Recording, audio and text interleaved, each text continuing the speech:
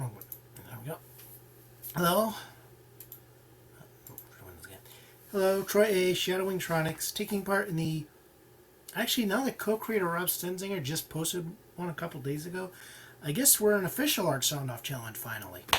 So, I'm going to go listen to that when I'm done recording this, but today you may notice I'm actually using a script, so you may see me reading, well, I say script when really I just jotted stuff down to read, since these are supposed to be off-the-cuff type discussions of our art day and whatever's on our mind.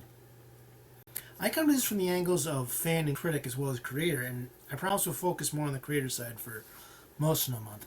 I want to finish this week with what I've been leading up to, a combination of our previous discussion topics, respecting your character, their history, and giving them the right outfit and design. For that, I need to explain what a surface viewer is because, well, I made the word up, or at least I've never seen a term used for what we're discussing. When I wrote an article about Kevin Smith's take on Masters of the Universe, I didn't see the show since I don't have Netflix, but I did the research so I at least knew how the characters were treated, just not the quality of the story itself. I would note the animation is good. The research in this case wasn't just checking a wiki, but reading what the creators said, going over beat-by-beat reviews, including positive ones and negative ones, and whatever other material I could find. At the very least, I wanted to get as in-depth as I could, and if I were to actually do a story in this series, I would also try to watch the episodes if at all possible.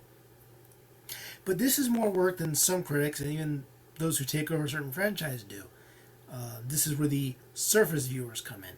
For example, Superman isn't just someone with cool powers and an S on his chest. Like I said before, even supervillains have superpowers, and anybody can put a letter on their chest. Knowing why Superman does what he does, his personality, and even why the glasses work as a disguise, short version is there's more to his act than I wear, is also part of his iconography. This is the stuff that you see when you look below the surface. And this is not what the surface viewers see. I think too many of those who take over a franchise are now surface viewers and think they can make something however they want as long as the trappings are there, simply using famous names for marketing purposes. As we'll come back to creating, I promise you. Because this is indeed a trap, so the word trappings actually fits. See, there's more to being a Star Trek show than character names and that symbol. There's more to Battlestar Galactica than humans seek Earth while running from robots who want to kill them. I mean, I could do a story with that plot. In fact, I have an idea for, I think, a pretty good novel series with that plot. At some point, you give the appearance of doing something completely new and slapping some famous names on it. I'm so convinced this is how we ended up with the live-action Super Mario Brothers movie and that poor excuse for a Gem movie. This is when you need to respect your own creation. Scrappy-Doo, which whatever you think of him doesn't matter, this discussion, was sold by comparing him to other characters like what was it? Henry, the little chicken hawk character from Warner Brothers. But you can tell there are a lot of differences, but there are a few similarities. But they are both unique characters. I just lost my play. Okay. Star Trek was sold as being Wagon Train in Space since that Western series had been successful at the time. I'd say that claim better matches Battlestar Galactica in either form, but that's not important. Being derivative of something else isn't a bad thing so long as you add something new to it to set it apart. There's a discussion right now that no story is original anymore. They're based on all their plays, mythologies, previous shows, and maybe that's true, but who cares?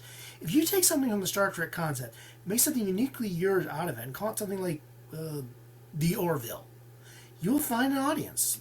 But if you make something that's part of a franchise with no respect to the themes, the personalities, or the reason for those characters, and why the symbols matter, you end up with Man of Steel, a decent superhero movie, but a terrible Superman movie. You might as well remake the Puma Man at that point for how similar it matches up. Don't be afraid of making something new that may be inspired by something old. And the audience of that previous work may be interested in your story as well for the same reasons they were drawn to that first one. Or you may end up with a version of something for someone who may like the concept of Superman, not the way it works in function. So essentially they'll have their Superman without ruining the original for those who love the original. Heck, you may even end up with both. A new take is fine if it doesn't replace the original. Create more. Build out the multiverse. Find new audiences without upsetting old audiences. Possibly even winning over those old audiences to check out your version as something different. and everybody wins. That's just good storytelling, and if you really thought about it, is good marketing in the long run. I think too many marketing people look at the short run, and that's how the surface viewers get in there. They have a great idea, but they can't get it past the studios, so they say, well, it's actually a version of this. You need to trust in your original idea and find a way to get that out there. Nobody's getting me to work on a read that again. Nobody's getting me to work on a version of Game of Thrones, but I could do something interesting with a concept as an original idea. Not sure what I'd do with it, since I'm more to science fiction and more of an action writer, but I could come up with something. But anyway, that's my Friday.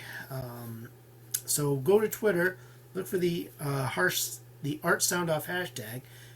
Make sure you check on the latest tab, and you'll see Rob's post and anyone else that may show up between when I make this video and when you see it.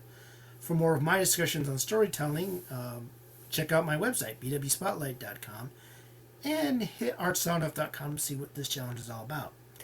Monday I'll try to shift gears to more of the artistic and more of the creative and less of the critic, but somewhere that's still going to pop up. That's just part of how I study and try to make myself a better storyteller.